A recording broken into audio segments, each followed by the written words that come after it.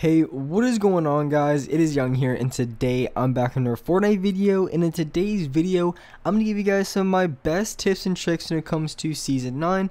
And in this gameplay, I ended up dropping 20 kills. I absolutely went off, so I'm gonna be talking to this gameplay and really breaking it down and giving you guys some tips and tricks on how exactly I was able to drop that many kills and just run through every player that I did in this game. And before we get into the video, I have a weekly V-Buck giveaway. I'm gonna be giving away V-Bucks every single Friday. And if you guys want a chance to win some free V-Bucks, all you guys need to do is to drop a like on this video. Make sure you guys subscribe to my channel and as well subscribe to my second channel. I post a ton of really good content on there, so make sure you guys do subscribe.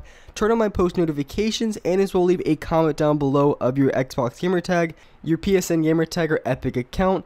And if you guys would like to support me as a creator in the item shop, all you have to do is go over to the item shop, go into the bottom right hand corner, support a creator, and type in my code. My code is Young Humor. Type it in and you guys will have me supported as a creator. And alright guys, let's get to the video. So in this video, I'm going to be talking about something I haven't yet covered. It's going to be one of my best tips that I can give you guys when it comes to just being overall a very good player in this game, how to improve very quickly, and just something that can help you guys out when it comes to winning the most amount of gunfights possible. So in this game, like I said, I ended up dropping 20 kills, which was the first time I dropped 20 kills in a few weeks. I'm not even gonna lie, I haven't been really going for the high kill games. I've been mostly just playing to get maybe like a 13 kill, 14, 15. I haven't really been playing for those high 20 kill games, because when you're going for those high kill games, you have to play a lot more aggressive than you would usually do. That means taking a little bit more risk when it comes to having a little bit lower HP, challenging gunfights, and just different things like that. But in this gameplay, the reason why it's important that I end up dropping the 20 kills is because I had to play very aggressive to do so. And there's going to be one thing in particular that I really wanted to be talking about in this game. And it doesn't really have to do with this game, it could do with any game that I'm going into. But I would say one of my #1 things that I really haven't talked about too much yet, that I think is extremely important if you want to be able just to run through a lot of players.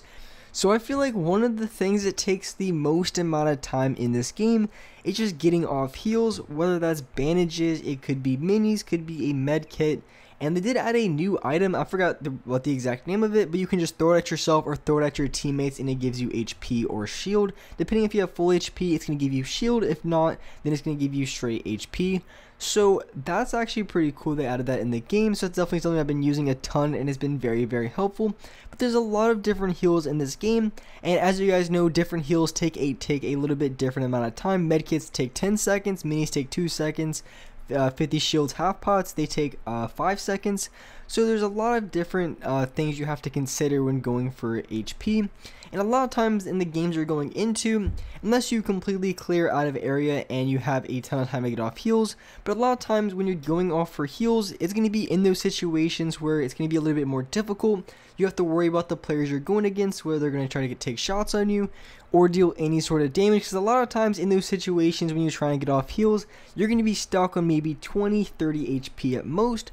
And just the time it takes for you to get off, and maybe you only have like a big shield, and by the time it takes to get 5 seconds off, it's really not enough time. It's very difficult. So of course there's different things you can do, like maybe building out a steel buys you a little bit more time, stuff like that. But one of the best things to do, and just one of the best things to consider every single time that you go into a gunfight or every single time you get off HP, is just really understanding the amount of damage the other player can do when it comes to the weapons. So whether they have a shotgun, if you're in close range, they're going to be using the new combat shotgun, or if it's long range, they're going to be using an assault rifle and different things like that.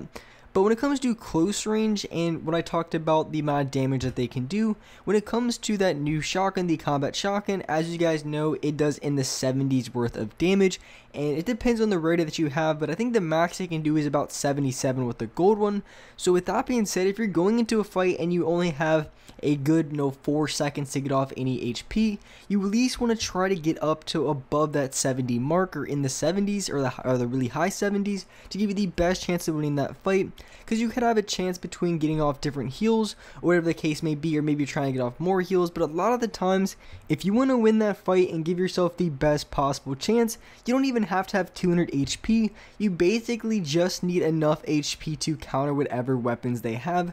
And a lot of times with the current meta and what I've seen, it's basically just combat shotgun all the way. Of course, the longer ranges, they're going to be assault rifles, maybe a sniper rifle. but mainly if you're talking about the close range, and most of the time when people are going to be getting the most shots on you, it's going to be close range with the combat shotgun. So if you can just try to keep your HP above 79 or 80, a lot of times going into that fight, you're guaranteed to take 2 shots before you die. They can't one-shot you unless they get a headshot, and there's really nothing you can do about that if they get a headshot. I really wouldn't prepare for it. I would just prepare for them getting body shots on you, and then best case scenario, they only hit you for 30. But just always keep in mind the amount of damage the other player can do. If they're using an SMG, it's going to be in the low 20s. Assault rifle, it's going to be in the low 30s. So just different things like that. There's going to be a lot of different weapons and a lot of different items that people can use against you. So always keep it in mind the amount of damage that the other player can do and the amount of HP that you have.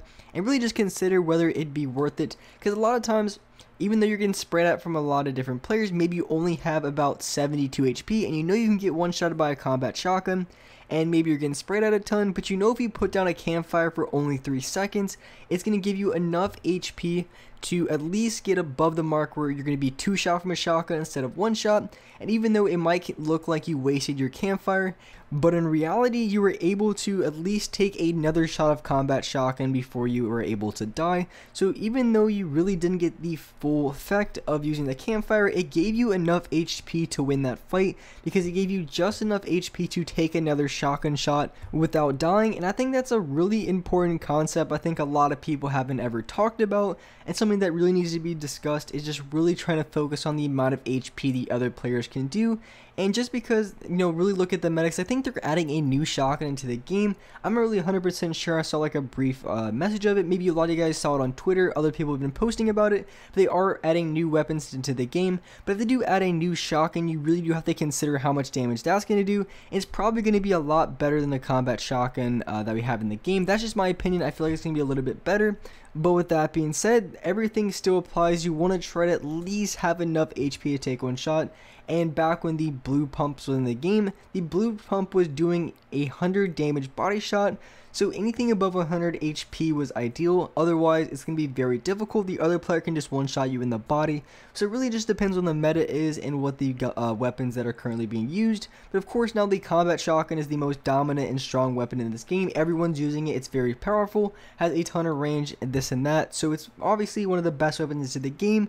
So you can just expect if you have above 80 HP that you will be pretty set. But when the new weapon comes out pretty soon, I'm pretty sure a lot of things are going to change. I'm not sure it's going to do a lot more damage, but I think it might have a little bit faster of a fire rate. I'm not really sure exactly what's going to happen with the weapon, but I can assume it's going to be pretty good, because every shotgun they added into the game has been a pretty good shotgun. And just one other thing that I noticed I wanted to talk about is because the combat shotgun does have quite a bit of range, as you guys already know. One thing that I really noticed, and happens to me time after time again when I was playing this game today, is one thing that I really noticed is that even though I had high ground, I really didn't have a crazy advantage in the fight. And the people that I was fighting against, even though they had low ground and I had a really good advantage on them, because the combat shotgun just had so much range, the people that I were going against were still hitting me for so much damage from that range. And even though I did have high ground and I had a little bit better angle on them, a lot of times they were still hitting me. And when they were hitting me from 2.5 stories down, they were hitting me for a good 70 plus damage. And I had a few times exactly where I didn't have the clip of it, but I was about 2 stories above the guy. I whipped out my drum gun, I started lasering the guy, hit him about 3 times. He just looked up and hit me twice in the head, and just completely rocked me. I had about 150 HP, and by the time I got 3 shots off with my drum gun, he completely lasered me. So that's just one thing that I really noticed a ton, is that even I feel like now in the current meta, high ground isn't as important, just because the range on the weapon is just so strong that even though you really have a little bit of advantage on high ground, it really isn't that much, because the players from low ground can still hit for enough damage. So I really think high ground is only good for getting a little bit better angle on the player you're going against.